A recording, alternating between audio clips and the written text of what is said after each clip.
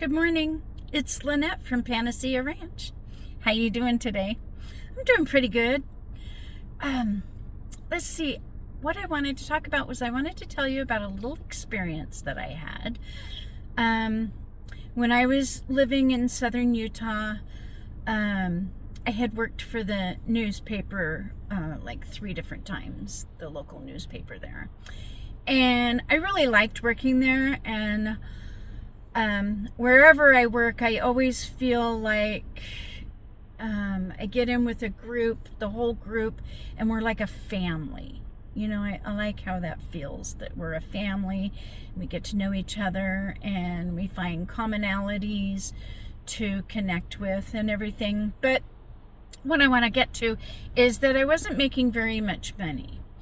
And I was a single mom, and I was buying a condo, and I needed more money to live more comfortable, you know, to actually like just even get the basic necessities taken care of. But anyway, there was that I had been in printing for a very long time. I learned how to do graphic arts, all different modalities in high school. And I'd been in printing for so long, and I was in printing working at the newspaper in the pre-press department, which is where I usually worked when I worked in a printing job. And there was this place in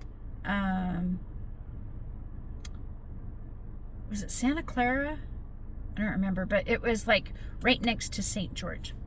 And it was called More Business Forms. And I had started, when I started working in the printing industry, I worked for a business forms place, Pacific Data Forms in California, for 10.5 years. And that was a wonderful experience. I really loved that job. And anyway, so I wanted to work for More Business Forms because they paid better. And I kept going to the unemployment office, and I kept putting in an application for this place, but I just never got calls. So one time when I was in there putting in my application again, you know, I asked to speak with someone, and I said, could you please tell me why I am not getting at least a call for an interview? Because I have plenty of experience, and I had letters of recommendation, you know. And so they looked through my applications that I had put in, and they looked at because I heard More Business Forms was hiring again, and they said, well, your availability isn't what they look for. They want open availability. No one has all weekends off there. And I was like, oh, okay. Well, I was just doing that to try and be a good mom, you know, and to give my daughter the mom time that she needed. But I wanted to make good money and give her other things that she needed too, you know. So I opened up my availability, and I got a call for an interview.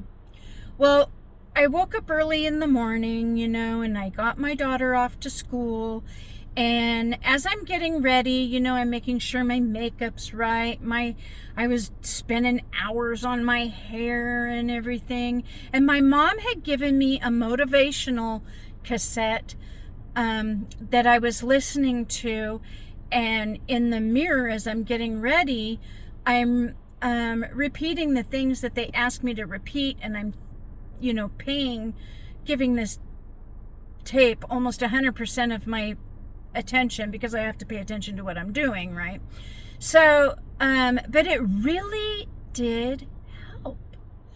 I got to the interview, and thank goodness I did listen to this motivational tape, you know, and I prayed and everything, and I just felt like everything was lined up. This was it. And they had me do an interview with like 8 people all at the same time. We sat in a conference room at one of those conference tables, and there were supervisors, HR, even co-workers at this table, because I really like this business. They valued the co-workers' input and whether or not they thought I would be a good fit for the Mora Business Forums family, right? So they all went around and asked me questions, and there was a variety of questions like, why did you move here? Why are you applying for this job? What can you bring to this job?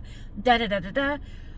I had the perfect answer for every single question, and they unanimously, 100% liked me. They really liked me, and they said, you're perfect for this position, and we'd like to have you come back tomorrow to fill out all the paperwork, and then we'll decide when you start. And boom, I had this job, and suddenly I went from making $6 an hour to $14 an hour again, and it was so beautiful. And yeah, I really liked it. It was hard though. It was a hard job, but it was good. And they unfortunately, due to computers and everything taking over the printing industry, they had to downsize and close some of their locations. But they offered people to be able to transfer to their other facilities in the United States. This one, the most closest one in convenience was Jerome, Utah, I think it was. And I just wasn't willing to move. So I went back to the newspaper, but then I was able to work for $10 an hour there. So it did get better. But anyway, I just wanted you to know that you can do anything you set your mind to, and just prepare yourself. You need a job? Then find the job. Meditate that what kind of job you want. Visualize you finding that job online or even in person, where I have done that too. I think after I got married, and had my child, my second child, I went to look at it was my first time going into retail, and I went to the Zion Factory outlet, and I was going to every single store filling out applications, and I got to a shoe store, an Italian shoe store. I don't know why, maybe it was French, but it was a French shoe store, but they had like Italian leather shoes and purses and stuff, and it was called Etienne Anier. And I went in there, and the manager was the only person in there, and it was slow, no customers or anything. And I was kind of looking around, and then I asked her if she was hiring, and I'd like to put my application in, and I had my resume to give to her, and she said, would you mind sitting down with me and talking for a while? And I said, oh, absolutely, I would love that. So we sat down and we talked and everything, and she asked questions, and I I answered I was in the zone. I knew the right answers came to me and everything. And I think one of the questions that sealed the deal was, she asked me that even though she's the manager, if I knew that she was taking money from the till or taking product from the store, what would I do? And she asked me if I would turn her in or if I would just look the other way. And I told her that I cannot condone stealing, and that I would have to turn her in. and hope the best for everyone. And she said, I like that answer. Can you start tomorrow? So there you have it. You can do it. You know, I didn't think I could do it, but I visualized and I meditated and I prayed, and I really tried to get into the feeling of success, you know. And this was before I did the forum and all of my deep spiritual diving, you know. And it was wonderful. It was like stepping stones to where I needed to be. So I want you to know, again, you can do, be, or have anything you want. You're the only person standing in your way. It's not society. It's not, you think it is. And you create that because we create our own reality. But you can also create that there is the perfect job for you, the perfect opportunity for whatever you want. Whether it's a relationship with friends, a romantic relationship, a relationship with your parents, a relationship with your siblings, traveling, clothing, jewelry, whatever it is, it doesn't matter. If you want it, you can have it. If you want to be a marine biologist, if you want to be an actor, if you want to be a writer, if you want to be a CEO, if you want to be a manager, if you want to be a librarian, if you want to be a content creator, if you want to be fill in the blank, you can. And again, the only thing standing in your way is you, your thoughts, your beliefs, and your limitations. Those three things have to be correct and in the right vibration for you to be able to receive, be, and do what you want. And it seems real simple, but for some people it is. My sister has no problem creating prosperity and the life that she wants. She lives comfortably. She has no problem with that. I don't have a problem with being happy. I can find happiness in anything. I just use my brain and my heart to sift through experiences and feel those feelings and realize that I love me, that I'm here for me. And sometimes other people love me, show me love.